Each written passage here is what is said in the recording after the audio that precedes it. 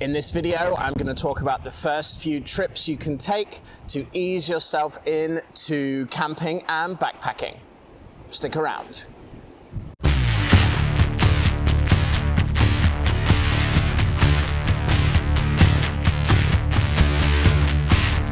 Thanks for sticking around, guys. If this is the first time joining my channel, welcome to Aeetos Outdoors.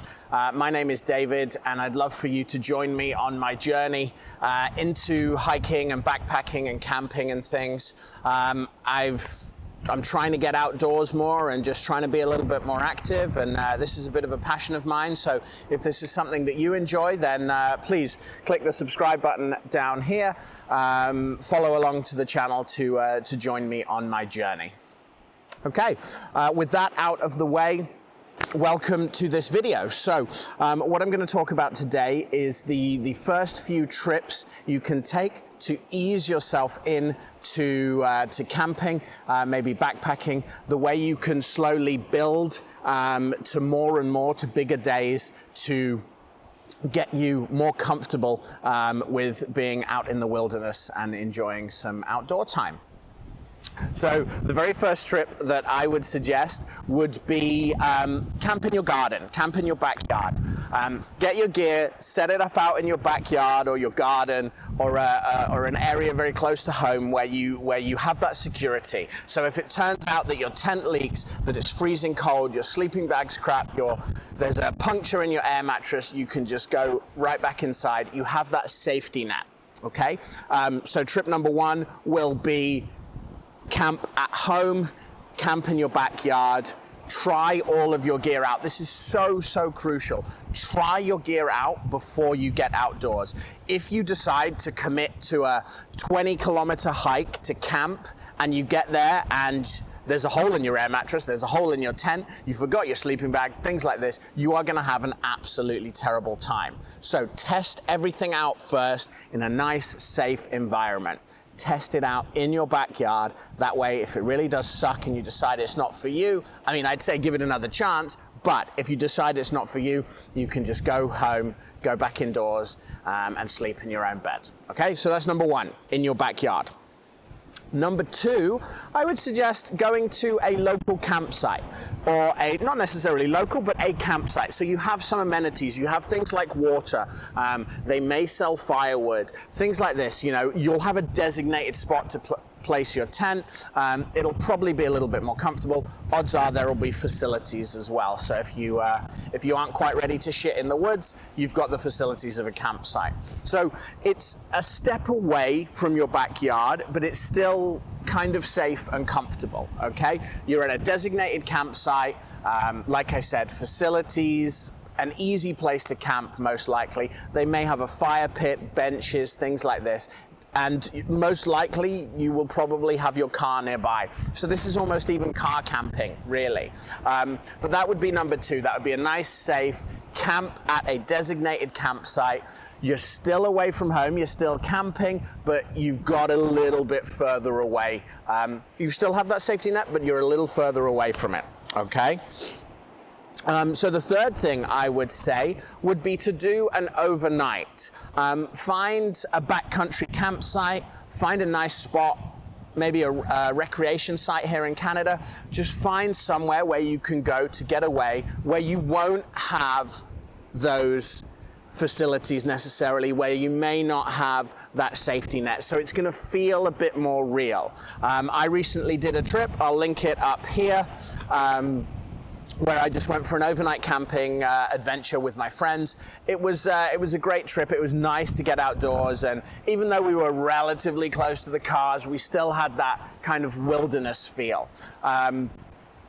So look online, try and find some spots where you can go for an overnight, where you're a little further away from things, you're out there, and again, it's just a gradual step up. So you've got backyard down here, then you've got your maybe local campsite, then you're going to an overnight somewhere, okay? That's gonna be a bit more wildernessy, if you will. You know, it's a step in the right direction. So you're gradually building into all of this and letting yourself know that you can do it. think of it like a game. You do this, you complete your backyard camp, you level up to a campsite, you complete that, you don't die, you level up to an overnighter somewhere, okay? And the 3 tips so far are more geared towards camping, okay? Now, once you've kind of got these dialed in, you can maybe look at doing a multi-day, or a multi-night rather. So again, you could use the same spots as the previous one, so you could use the same spots as before, but you would look at being there for a longer period of time. So not just necessarily get there, camp, wake up in the morning, get out of there, back to reality, back to civilization. So what you want to do is, again, go somewhere that's a little bit further afield maybe, and plan to be there for a couple of days. So you're going to need to bring more stuff. You're going to need more food. You may need more water, or if you don't need more water, if there's a water source there, make sure you've got a filter. But a multi-day trip, just again, it opens it up a bit more. It's a bit more than you were doing before. Okay, I did this at a recreation site. About 2 hours away from me, about maybe an hour and a half away from me. We set up for the day. We kind of explored the area that we were in. We went after work, so we didn't have a great deal of time on that first day / night. Then the next day, we explored that area. So we used that as a base camp, and we explored that area. And then that night, we came back, had set up food and everything like that, and then the following day we headed out. So that can be a good thing to do. Again, local recreation sites, maybe wilderness campsites, they can be good fun. And if you don't know where any of these are locally, maybe join a group on social media. Here on Vancouver Island, I'm part of a couple of groups. Hiking Enthusiasts Vancouver Island, shout out. They have some amazing knowledge of places to hike, to camp around on Vancouver Island. So shout out to you guys. So that was tip number 4. That was your multi-day experience. And just remember, for this, you're going to need more stuff. So if you're going for 2 nights, you're going to need twice as much food. And it never hurts just to pack a little bit extra in case something happens. Maybe you're extra hungry. Maybe overnight a mouse gets into your stuff. Whatever. Sometimes it's good to have a little bit of extra food. Maybe you're hungry and you need more food. So that was 4. So number 5, this can take different variants, I suppose, but this is where you were going to hike and then you were going to camp. So for this situation, you would really want to dial in your gear.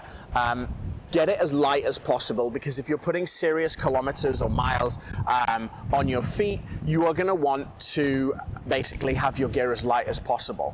So really try and cut it down. If you've done the previous steps, you'll know what you've taken that you've used, maybe what you haven't used. You can cut that down, get rid of that. And one thing for this is, if you're hiking for if you're hiking and then camping, one thing that is very prevalent in backpacking communities is something called just embrace the stink. Okay, you're going to be hiking. You're not necessarily going to have wash facilities. Maybe you're not packing too much hygiene stuff. You are going to smell. Maybe you're going to wear the same clothes to cut down on weight. But just embrace it. It's part of the fun. You can sit in your car when you're driving home, and really that's going to help you drive that little bit faster so you can get home and wash properly. Anyway, brief sidetrack. Hike and then camp. And this can be part of your multi-day. You can find a nice campsite to start with, maybe leave your vehicle there. The next day, you're going to hike off to a further campsite, further afield, and then the next day just hike back. Whatever, look at what you want to do. Look at what interests you out in the outdoors. Look at what you want to get out of it. Okay? If you just want to go somewhere that's going to be, maybe there's a lake you can swim, find something like that. Hike your own hike, camp your own camp. Do what makes you happy. Okay, so start in your backyard, progress to a campsite, progress to an overnight, maybe wilderness camp. Then you're looking at a multi-night, and then the top of this would be to hike and then camp, or camp, hike, camp, however you want to do it. okay? And then if you're really looking at the next progression, it's pretty much way above my pay grade, but you're going to look at your section hikes, you're going to look at your long distance hikes, you're going to look at things like the Pacific Crest Trail, the Appalachian Trail. You could even look at the West Coast Trail here on Vancouver Island, the Juan de Fuca Trail, the Vancouver Island Trail. Sections, you can do sections of these that fit with the time that you have allowed, okay? I am no means there at all. That is something I'm aspiring to, and for now we will just have to start slowly, baby steps, if you will, and we'll see how we do. Well, thank you so much for joining me. I hope this video has helped you out a little bit. If it has, please subscribe down here. Maybe give the video a thumbs up. Let me know in the comments how you got started in backpacking or camping. And if you disagree with me, please share downstairs. Like I have said, this is my beginning journey. So I really appreciate advice from more experienced people. Well, that's it for today, guys. Thanks so much for joining me. I hope you've enjoyed this. You have a good day, and I'll see you soon. Take care. Bye-bye.